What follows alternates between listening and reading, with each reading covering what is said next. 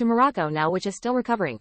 From Friday's earthquake there were moments of panic on Wednesday after an aftershock hit a village close to the epicenter of last week's quake. More than 2,900 people are reportedly dead and at least 330 injured. That's according to the latest official figures. The country has accepted aid from 4 countries, the United Kingdom, Qatar, Spain and the United Arab Emirates, but resources from several other countries and the United Nations remain on standby. Live now to our news Nexus Arabic reporter Etta Shalabi, who's in Marrakesh at Dal. Hello there, and I wonder if you could just update us on the situation now. Yes, hi. So the situation here in Morocco is still very dire. There are thousands of people who are actually complaining of not still receiving any kind of aid, especially tents, especially in remote villages in rural mountainous areas, where the problem lies in the access to these areas because of the landslides and the blocked roads that have been actually impeding access to these areas. So there is a sense of frustration that people aren't getting enough aid, where there are lots of people who aren't getting any aid at all, especially tents with winter approaching.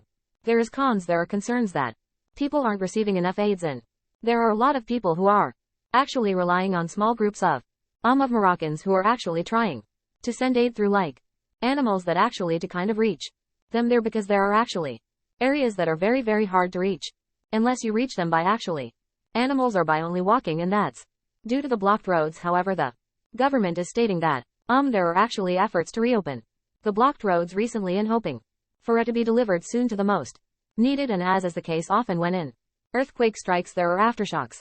What sort of impact is that having on the ground? Yeah, the latest aftershock was recorded this morning at 6:50, and it was really felt in the province of Al House and Taradant, and it was actually felt until Agadir. Actually, people in Agadir felt it. The aftershock was strong, but it didn't actually have any kind of effect.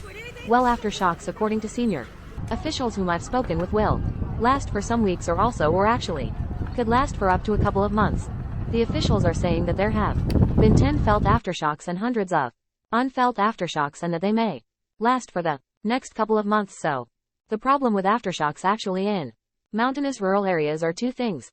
The first thing is that the very weak buildings could actually that are actually affected already by the earthquake would easily crumble very, very easily and quickly, and also the aftershocks could lead to more of blocked roads and landslides, leading to more blocked roads. So the problem really in aftershocks is more of blocked roads because of the landslides that would actually happen, and the easily crumbling of the most fragile buildings in these areas.